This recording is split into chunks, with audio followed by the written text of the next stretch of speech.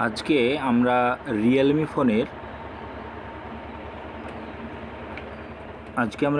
ফোনের নেভিগেশন বার, এই যে ব্যাক পোর্শনটা যেটা আছে, এই ব্যাক মিডল যেটা আছে, এই পোর্শনটা আমার ব্যাকটা বাম দিকে আছে।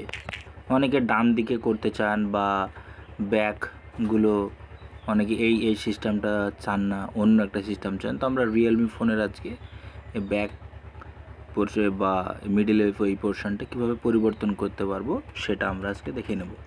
আমরা সর্বপ্রথমে আমরা সেটিংসে চলে যাব। সেটিংসে আসার পর আমরা সরাসরি এই কনভেনিয়েন্স টুলসে চলে যাব। কনভেনিয়েন্স টুলসে গেলে আমরা এখান থেকে নেভিগেশন বাটনস পাবো। আমরা নেভিগেশন বাটনসে ওকে করব।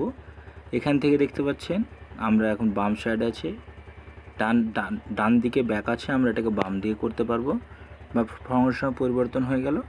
অথবা আমরা ভার্চুয়াল বাটনস, এগুলো কোনো বাটনস থাকবে না, ভার্চুয়াল বাটনস আমরা আনতে পারি। তো আমরা বাম দিকে করলাম, দেখুন আগে ডান দিকে ব্যাক ছিল, এখন বাম দিকে হয়ে গেছে। Thank you, please subscribe the channel.